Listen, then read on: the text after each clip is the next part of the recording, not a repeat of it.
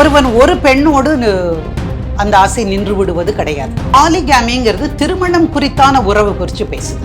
காமம் எழுகிறது அப்படின்னு நம்ம சொன்னோம்னா அதனால நீங்க எல்லா பக்கம் போங்க, அறிவியலே சொல்லிடுச்சு 7 பேர் 8 பேர் 10 பேர்னு. கோ ஹெட் டுகெதர்ல இருக்காங்க. What happens?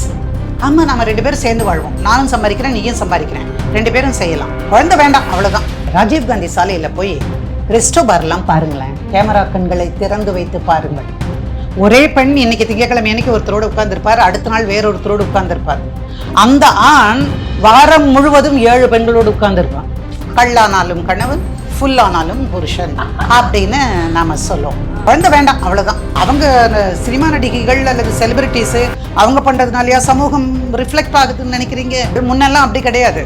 அடிச்சு உதச்சு மிதிச்சு என்ன பண்ணினாலும் அம்மா வீட்டுக்கு போனா கூட என்ன நடக்கும்னா திருப்பி அனுப்பிடுவாங்க. நீங்க வந்து பாருங்களேன், கோர்ட்ல 65 75 எல்லாம் கூட வர்றாங்க. சோ ஃபர்ஸ்ட் அண்ட் ஃபார்மோஸ்ட் இப்போ வந்து ஜென்சில இந்த ஒரு டெர்மினாலஜிஸ் ரொம்ப கேஷுவல் ஆயிடுச்சு. டிவோர்ஸ், செகண்ட் மேரேஜ், இதெல்லாமே. ஸோ இந்த ஜென்சியோடைய ஜென்ரேஷன்ல இது எல்லாமே எந்த அளவுக்கு கேஷுவலா நீங்க பாக்குறீங்க, நீங்க சந்திக்கிறீங்க, அண்ட் இதற்கான சொல்யூஷன் என்ன, இல்ல இதை எப்படி அவாய்ட் பண்ணிக்கலாம், அதை பத்தி உங்களோட கருத்து மேம்? இல்லம்மா, நீங்க சொல்ற கான்செப்டே நான் ஏத்துக்கல. ஜென்சிங்கிறதுனால இருக்கக்கூடிய நம்பர் ஆஃப் டைவர்ஸ் அப்படின்னு நான் சொல்ல விரும்பலை. That is not true. விமெனை பொறுத்த வரைக்கும் now they are knowledgeable. They have understood what is law. சட்டம் என்ன, நம்மளை எப்படி பாதுகாத்து கொள்வது அப்படிங்கிறது பெண்களுக்கு தெரிஞ்சிருக்கு. ஃபார் எக்ஸாம்பிள், முன்னெல்லாம் அப்படி கிடையாது. அடித்து உதச்சு மிதித்து என்ன பண்ணினாலும் அம்மா வீட்டுக்கு போனால் கூட என்ன நடக்கும்னா திருப்பி அனுப்பிடுவாங்க. ஆமாம், அங்கே வச்சுக்க மாட்டாங்க. நீ இருக்க வேண்டிய இடம் அதுதான், போய் சேருன்னுடுவாங்க. நமக்கும் தெரியாது. அதே சமயத்தில் நம்ம எப்போவுமே கல்லானாலும் கணவன், ஃபுல்லானாலும் புருஷன். அதே மாதிரி தான், கல்லானாலும் கணவன், ஃபுல்லானாலும் புருஷன் அப்படின்னு நாம் சொல்லுவோம். ரைட்டா? ஆனால் இப்போ அந்த கான்செப்ட் எல்லாம் கிடையாது. அன்றைக்கு பெண்கள் வேலைக்கு போகலை, படிக்கலை, ஒரு செல்ஃப் சஃபிஷியண்ட்டாக அல்லது இண்டிபெண்ட்டாக தன்னுடைய சொந்த காலில் பொருளாதார தேவைக்காக யாரையும் நாடாமல் அப்படி அவங்களால இருக்க முடியல. But today's women are totally different. Assert பண்ணுறாங்க. ஹூ அம் ஐ அப்படின்னு ஒரு கேள்வி வருமா வராதா? நான் படிச்சிருக்கேன்.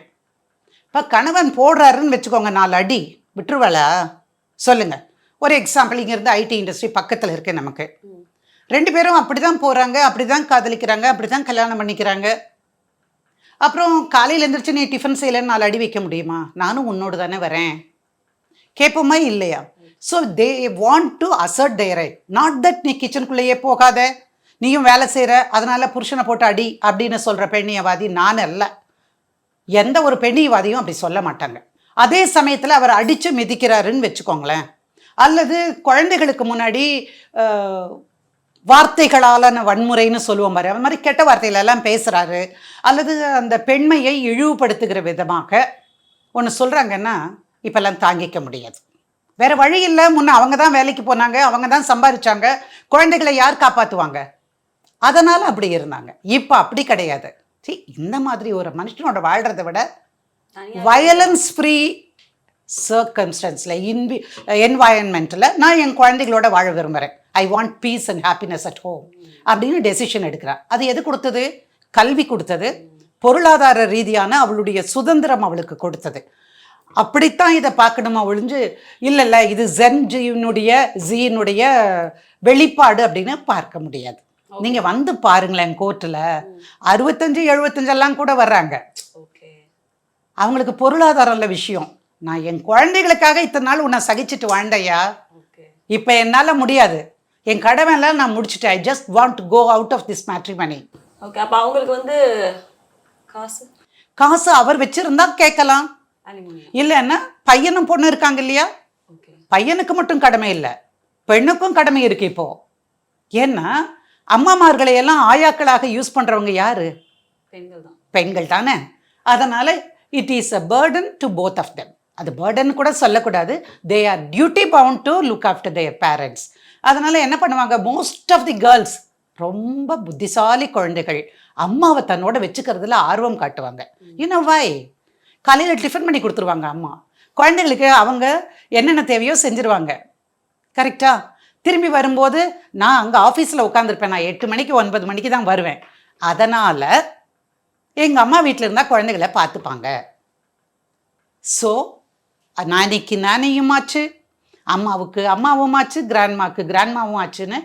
ஸோ இதுதான் நடக்கிறது. அதனால் அம்மாக்களும் வந்து அந்த வயசான தாத்தா கிட்ட போய் இனி பணம் கேட்கணும்னு நினைக்கிறது இல்லை. They are also self sufficient. நம்ம இல்லாமல் இந்த குடும்பம் நடக்காதுல்ல அப்படின்னு. ஸோ இதுதான் விஷயம். ஓகே. ஆனால் ஒரு விஷயத்தை நான் ஒத்துக்கொள்ள வேண்டும். ஒரு பெண்ணிடமிருந்து இன்னொரு பெண்ணை நோக்கிய ஒரு பார்வை, ஒரு காதல் வருகிறது, ஒரு அன்பு சுரக்கிறது, அல்லது காமம் எழுகிறது அப்படின்னு நம்ம சொன்னோம்னா அதுக்கு சாத்தியம் இருக்கா அப்படிங்கிற ஒரு அடிப்படையான ஒரு கேள்வி. சயின்ஸ் என்ன சொல்லுதுன்னா, ஒருவன் ஒரு பெண்ணோடு அந்த ஆசை நின்று விடுவது கிடையாது, ஒரு பெண்ணுக்கு ஒரு ஆணோடு நின்று விடுவது அப்படிங்கிறது கிடையாது. அது வந்து இயல்பாக மனித உணர்வுகளிலே எழுகிற ஒரு விஷயம். இப்போ ஒன்றும் இல்லை, நான் வந்து காமத்துக்கு போகலை, ஆட்டோகிராஃப் படம் பார்த்தீங்க. முதல்ல அந்த மல்லிகாவை பார்க்கும்போது ஸ்கூலில் படிக்கிற பொண்ணில் அவன் மேலே காதல் வந்தது, அடுத்த பெண்ணை பார்த்து காதல் வந்தது, அப்புறம் இப்படி வரிசையாக வந்தது. ஆனால் அது தப்புன்னு நினைக்கிறீங்களா? நான் அப்படி நினைக்கல. இதில் உறவு சிக்கல்கள் வருகிற பொழுது தான் அது தப்பாகிறது. புரியுதுங்களா?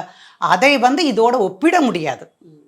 ஆனால் அதே சமயம் இப்படிப்பட்ட உணர்வு எழுச்சி என்பது இயல்பாகவே மானிடர்களுக்கு, மனிதர்களுக்கு வருவது சாத்தியம் இருக்கிறது.